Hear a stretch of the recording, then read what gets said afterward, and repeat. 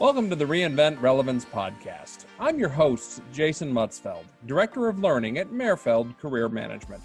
Our show is about what we do to help people who want to take charge of their careers. We call it Reinventing Relevance, embracing change to do the work worth doing. Our topic today is about nonprofits. Now, we often get people who are in their second, third, fourth career and they're adjusting their trajectories. And sometimes the topic comes up that they want to do more. They want to do more than just earn a paycheck. They want to make an impact in the world. And that's where nonprofits often come in. The nonprofit industry is something we see a lot of clients, especially that have been in a profession for a while, move into, because you get to actually see the benefits of what you're doing, helping other people. So I brought on a guest today, Danyele Easterhaus. She is the executive director at Student Impact, which is a local nonprofit, local to me at least, that helps students here locally to have an impact. And I'm going to let her tell more about that. Danyelle, thank you for joining us. I do appreciate it. Oh, you're welcome. Thanks for having me. Student Impact is an old soul now in Westfield. We've been around about 21 years, and that's pretty good for a not-for-profit that started from grassroots here. We serve students in Westfield from 5th to 12th grade, and the whole goal in Student Impact is to build a relationship that brings hope and healing to students and their families in Westfield. We try to connect people in a solid way where not just when times are rough, but when times are good, that we celebrate together and that we do life together. So one of the best representations that I think that we give is like your best friend's house from high school. When you go to your best friend's house, people were always there to greet you, and you ate together and you talked about life, and there was nothing major that you ever did, transforming, but your whole life was better because you had a place that you knew you could go. Yeah, that's what the Rock is, and we are located right off of the campuses of the intermediate, middle, and high school, and that provides us a walking distance to kids, and so that makes it even better that they can come right after school. Yeah, the Rock is the space, the house, really. It's what it is, and you walk into it, you feel like you've walked into somebody's house. I mean, there's the living room, the dining room, and you feed a lot of kids there too, don't you? We do. We feed kids every day a meal. This last year, we fed over 3,051 meals to kids after school. So, wow. And they're starving because a lot of our kids now are eating at like 10:45 in the morning. So by the time 3:30 rolls around, I mean, a teenage boy is ready to eat his left arm off. So we provide lasagna in lieu of the arm. Yeah, exactly. Well, and anyone who's had a teenage boy in their house knows they eat. It's what they do. The reason they have the big box at Costco of the Totino's pizza rolls. There's a reason. So anyway, one of the reasons we brought you on here today was the fact that not a lot of people know this, but you didn't start out to be an executive director of a nonprofit, and a lot of people in nonprofit don't ever start out in nonprofit. Tell us a little bit about your story, because I think people will find it interesting. We always say degree is not destiny. So tell us how what you were doing set you up for success where you are right now. Well, I think it's super important that even young people today going into any college or career choice or any position know that you're not picking a lifetime career. And I know, I mean, I'm 51, so that is different than what we were told when we were kids. Yes. What you studied is what you were going to do. And so it was hard at first to do that. But I mean, I grew up with a UAW sheet metal journeyman dad that hated his job. And so I knew that I had never wanted to work in a place that I didn't love. And the way that I was always taught as a kid was you have to find love in what you do or you won't love what you do. So it was so important for me to do that. And so when I got out of college at Ball State, because I wasn't super intelligent with the whole SAT thing, couldn't get into any of the great engineering schools. I just knew that I wanted to be an engineer. And so when I got out of school at Ball State, I landed a job at Delco Electronics in Kokomo. And So it was awesome. It gave me a creativity space, and that's when we were just getting ready to start all of this telematics and informatics in cars. And so it was a real fast-paced career, working a lot of hours, traveling a lot to Mexico, doing a lot of things, and it was perfect for that time in my life. And really, I loved being an engineer. I mean, I always loved being an engineer. It was a dream of mine to do. Secondary, of course, to being an astronaut, which is what I really want. But we all got to eat the ice cream. We get to eat the astronaut ice cream. That's as close as we get. Well, and you can't tell because I'm like in my home, but I'm 4'9.5". So when when I stand next to you, Jason, I'm a mini me, I guess. But you take up less space in the rocket. That's the important. Astronauts need more space filled than a 4'9" person. So mechanical engineering was a great shot for me. So, but I loved being a mechanical engineer. I loved the thought of designing something and then it coming true and then seeing something flourish out of it. But the entire time that I was a mechanical engineer, I was always working in my youth groups at churches. And I'm a real hands-on, wanted to be part of something, was a leader of doing different things in the city and in the organization. So I wasn't just hanging my whole hat, I guess, on just being an engineer. I was still very active in my community. And that's important to note, is that these shifts don't just happen overnight. You don't just one day to say, well, I've done enough of this, I'm going to go do something else. Well, you may say that internally, but your lighting bill says, no, you got to keep at what you're doing for a while yet. So tell us a little bit how you made that shift happen, because you went from one career to something that was not polar opposite, because you'd already had a foot in that field through your volunteer experience. And any coachees out there know, we were always saying volunteer experience will boost your resume more than almost anything else. It will. Yeah. How'd you make the shift? So I think the shift came in a couple of phases for me. The first one was I married my husband at about 30 and decided I wanted to do more work at home kind of thing. So I would work 4 days a week and then work at home for a day. So it started very slowly with me. And while I was working at home, what I noticed was all of a sudden my volunteer efforts became easier. So anything, like I was on a board of directors, and so I could take more opportunity on when I was working a little bit from home.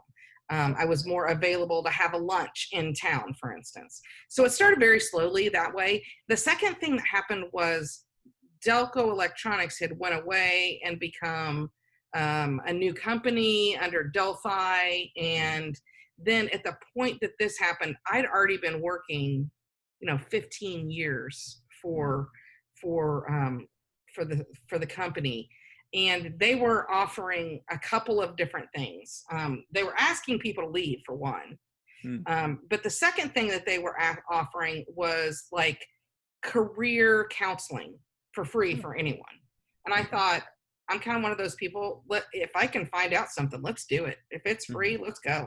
So I went and had career counseling done, and they did all these assessments, and it came back and literally said, one of the key things that you should be doing is not-for-profit work. And I just giggled because I was like, me as a not-for-profit person, that's hilarious. Because it's such a different role than what I'd been in. But that really was a turn from thinking, oh, I actually have the skill to do this. I could. So that was the second thing. And then the third thing that happened was I was on some retreat, like with a bunch of women. And one of the questions that someone asked was, if you could do anything and money didn't matter, which is important when you're an engineer because we make good money, right? What would you do? Like gold in the handcuffs. Right. And so you're used to making a very high salary. And as I said, I'd worked at this position for so long. And like off the cuff, it was, I'd sit and hang out with high school students and just be available for them. And I don't know why, but that came out of my mouth. And then I was like, I'm on the board for a company that does that. So that's They were what got subliminally suggesting it to you. right. So that's kind of, it was a 3-step process really, but, Mm-hmm. and it did happen over a 15-year period. I mean, it Yeah. wasn't something that happened overnight. Yeah.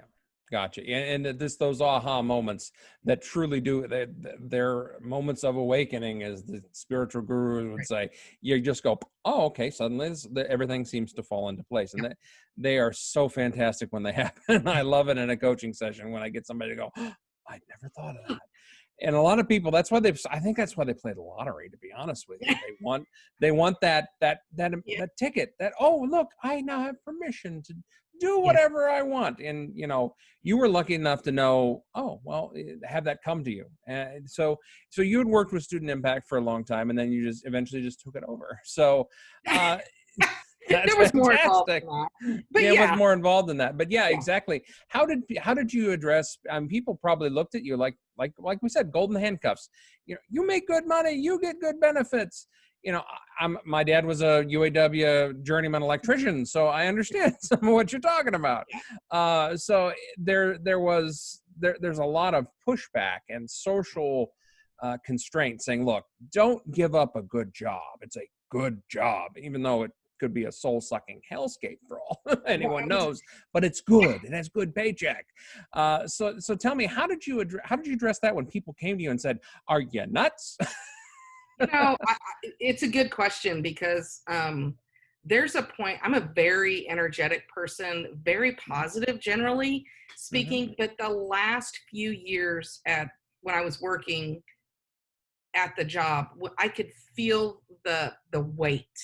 And I don't know how to explain that better, but I just knew in myself that this was not where I was meant to be. I'd be happy, and as soon as I'd get close to work, and I'd start feeling oppressive. And it wasn't that there wasn't a person doing this or anything. It literally was not fun, and it wasn't.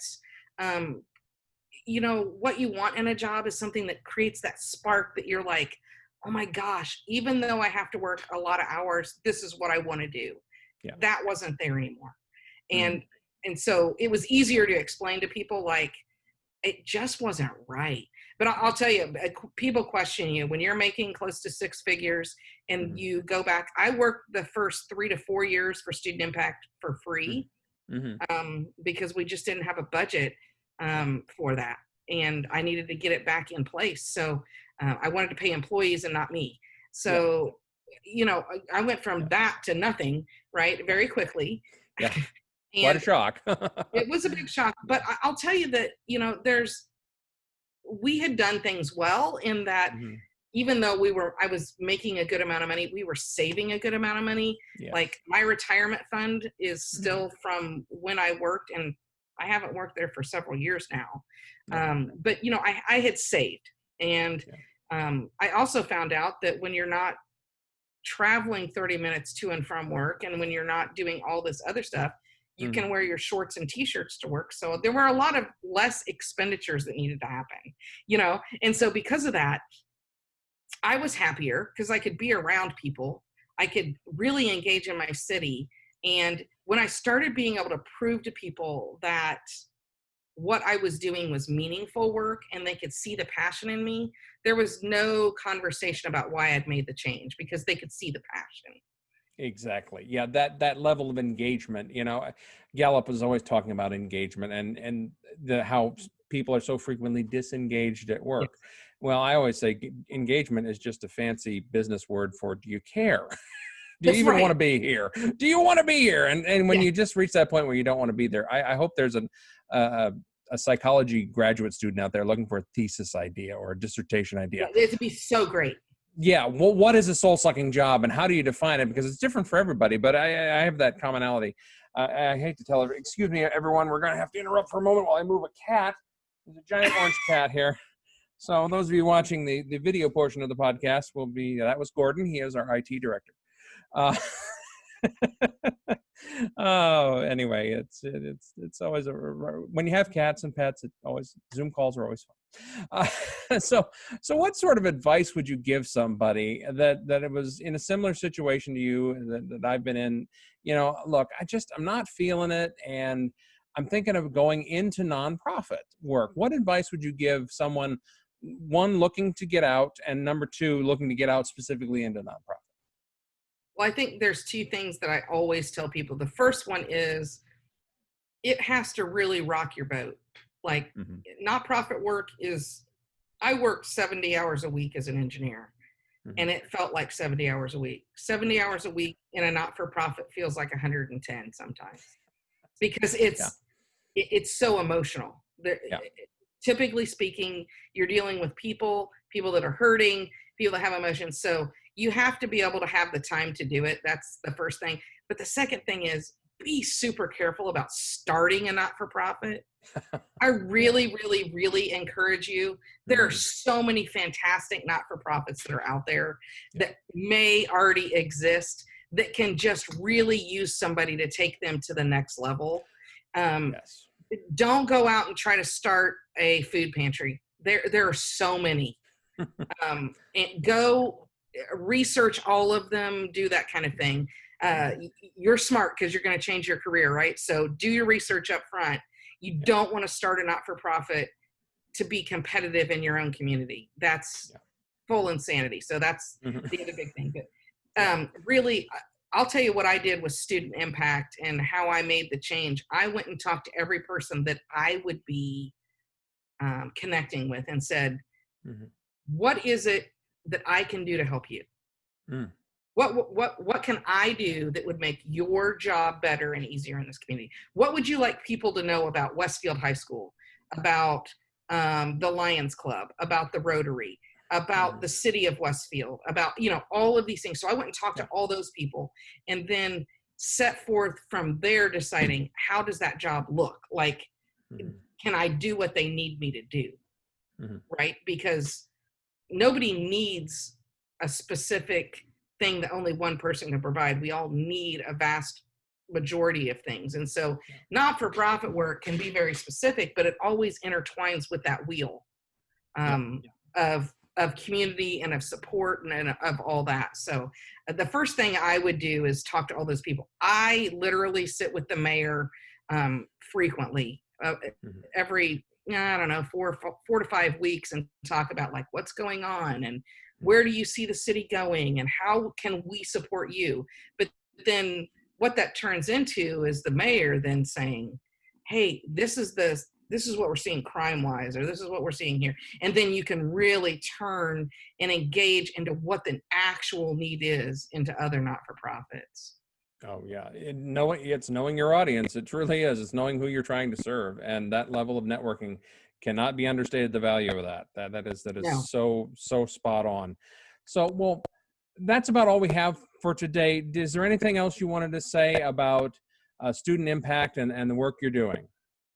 I just want to tell people that the one thing that I think that I missed when I was in the business world, not as an executive director in a not-for-profit, is that I didn't completely understand how much you can bring joy to your team that you work with, how you can bring camaraderie in just simple serving projects.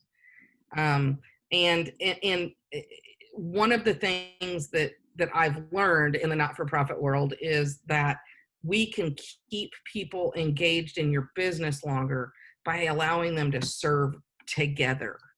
It Mm, gives people a purpose.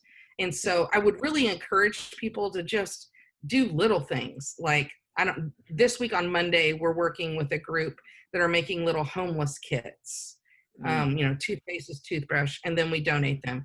But the 12 or 15 people that come together to do that, really, that makes a memory for them. They're doing yeah. something for the betterment of their community. Hmm. And I think we miss that so often in like the engineering world because we're so focused on data. But Yeah. I mean, I do that. Trust me, my Yeah. staff hates my little charts and Excel spreadsheets. But some things will never change. But when you can bring people together to serve a common goal, man, it really makes people happier. They feel more passionate. They feel more engaged, and they feel worthy. And we all want to be worthy. So I just encourage people to connect with some kind of local not-for-profit, and just ask them, can we? I don't know. can we do a cleaning supply run for you? Or what could we do in our office that we can bring people together to do? Exactly. Yeah. It's that putting that story to that spreadsheet, Yep. put a face on the metrics. So, well, thank you, Danyelle. I do appreciate you stopping by today. And for everyone, I'm going to put a link to their nonprofit. Please stop by, check it out. We do actually. Do you want to say what's the website name? So in case they want to look it up. Sure. The website is therockwestfield.org. Okay. therockwestfield.org. So, all right. Well, thank you everyone for joining us today. I do appreciate you stopping by, taking a chance time to listen. If you want to find out more about how we can help you reach your next career level, please check out our website, merfeld.com, merfeld.com. Reach out to us on LinkedIn, send us an email, drop us a line. We'd love to meet new people and chat with you. So we hope everyone has a great week. Stay safe, and we will talk to you soon.